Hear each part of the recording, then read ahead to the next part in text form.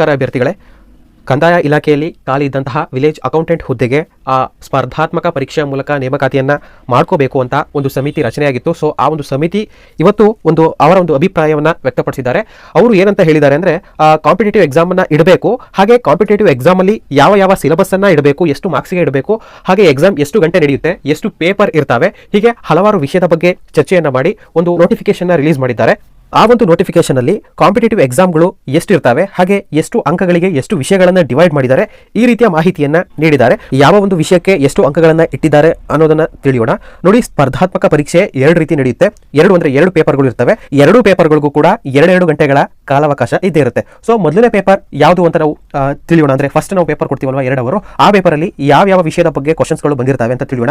ನೋಡಿ, ಮೊದಲನೇ ಪೇಪರ್ ಅಲ್ಲಿ ಜನರಲ್ ನಾಲೆಡ್ಜ್ ಈ ಒಂದು ವಿಷಯದ ಮೇಲೆ 25 ಅಂಕಗಳ ಒಂದು ಕ್ವಶನ್ಸ್ಗಳು ಬಂದಿರ್ತವೆ. ಹಾಗೆ ಕಂಪ್ಯೂಟರ್ ನಾಲೆಡ್ಜ್, ಕಂಪ್ಯೂಟರ್ ಜ್ಞಾನದ ಮೇಲೆ 25 ಕ್ವಶನ್ಗಳು ಇರ್ತವೆ. ಹಾಗೆ ಸಾಮಾನ್ಯ ಕನ್ನಡ ಅಂದ್ರೆ ಜನರಲ್ ಕನ್ನಡ ಈ ಒಂದು ವಿಷಯದ ಮೇಲೆ 25 ಕ್ವಶನ್ಸ್ಗಳು, ಹಾಗೆ ಜನರಲ್ ಇಂಗ್ಲಿಷ್, ಸಾಮಾನ್ಯ ಇಂಗ್ಲಿಷ್ ಈ ವಿಷಯದ ಮೇಲೆ 25 ಕ್ವಶನ್ಸ್ಗಳು ಇರ್ತವೆ. ಸೊ ಟೋಟಲ್ ಆಗಿ 100 ಅಂಕಗಳು ಮೊದಲನೇ ಪೇಪರ್ ಅಲ್ಲಿ 2 ಗಂಟೆ ಅವಧಿಯಲ್ಲಿ ನಾವು ಮುಗಿಸ್ತೀವಿ. ಹಾಗೆ ಅದಾದ ನಂತರ ಎರಡನೇ ಪತ್ರಿಕೆಯನ್ನು ಕೊಡ್ತಾರೆ.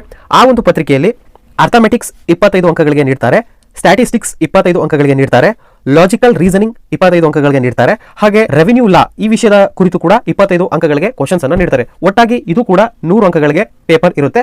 ಎರಡನ್ನ ಸೇರಿಸಿದ್ರೆ 200 ಅಂಕಗಳಿಗೆ ಪೇಪರ್ ಅನ್ನ ಕೊಡ್ತಾರೆ. ಹಾಗೆ 4 ಗಂಟೆಗಳ ಕಾಲ ಪರೀಕ್ಷೆ ನಡೆಯುತ್ತೆ. ಹಾಗೂ ಈ ಪರೀಕ್ಷೆಗಳನ್ನ ಕರ್ನಾಟಕ ಎಕ್ಸಾಮ್ ಅಥಾರಿಟಿ ಅಂದ್ರೆ KEA ಇವರ ವತಿಯಿಂದ ನಡೆಸಲಾಗುತ್ತದೆ. ಹಾಗೆ ಇನ್ನೊಂದು ಅತಿ ಮುಖ್ಯವಾದ ಮಾಹಿತಿ ಅಂದ್ರೆ, ಸ್ಪರ್ಧಾತ್ಮಕ ಪರೀಕ್ಷೆಯನ್ನ ಆಯ್ಕೆ ಪ್ರಾಧಿಕಾರದ ವತಿಯಿಂದ ಜಿಲ್ಲಾ ಮಟ್ಟದಲ್ಲಿ ನಡೆಸಲಾಗುತ್ತದೆ ಅಂತ ತಿಳಿಸಿದ್ದಾರೆ. ಅಂದ್ರೆ ಡಿಸ್ಟ್ರಿಕ್ಟ್ ಲೆವೆಲ್ ಅಲ್ಲಿ ಈ ಒಂದು ಎಕ್ಸಾಮ್ ಅನ್ನ ಕಂಡಕ್ಟ್ ಮಾಡ್ತಾರೆ. ನೋಡಿ ಅಭ್ಯರ್ಥಿಗಳೇ, ನಾನು ಲಾಸ್ಟ್ ವಿಡಿಯೋದಲ್ಲೇ ಹೇಳಿದ್ದೆ, ಈ ಒಂದು ಪರೀಕ್ಷೆ ಆಲ್ಮೋಸ್ಟ್ ಸಿವಿಲ್ ಕಾನ್ಸ್ಟೇಬಲ್ ಎಕ್ಸಾಮ್ ಯಾವ ರೀತಿ ಇರುತ್ತೆ ಅದೇ ರೀತಿ ಇರುತ್ತೆ ಅಂತ ಹೇಳಿ. ಸೊ ಸಿಲೆಬಸ್ ಕೂಡ ಆಲ್ಮೋಸ್ಟ್ ಸಿಮಿಲರ್ ಇದೆ. ಅಂದ್ರೆ ಜನರಲ್ ನಾಲೆಡ್ಜ್ ಆಗಿರ್ಬೋದು, computer knowledge, Kannada, English, statistics, arithmetics almost ಇದೇ ಸಿಲೆಬಸ್ ಅನ್ನು ನಾವು ಸಿವಿಲ್ ಕಾನ್ಸ್ಟೇಬಲ್ಗೂ ಕೂಡ ಓದ್ತೀವಿ. ಸೊ ನೀವು ಈ ಎಕ್ಸಾಮ್ಗೆ ಪ್ರಿಪ್ರೇಷನ್ನ ಮಾಡಬೇಕು ಅನ್ನೋ ಒಂದು ಇಂಟೆನ್ಷನ್ನ ಹೊಂದಿದ್ರೆ, so previous year civil constable questions ಪೇಪರ್ಗಳನ್ನ ಇವಾಗಿಂದನೇ ಸಾಲ್ವ್ ಮಾಡ್ತಾ ಹೋಗಿ ನೀವು ಆಲ್ಮೋಸ್ಟ್ ರೆಡಿ ಆಗ್ತೀರಾ.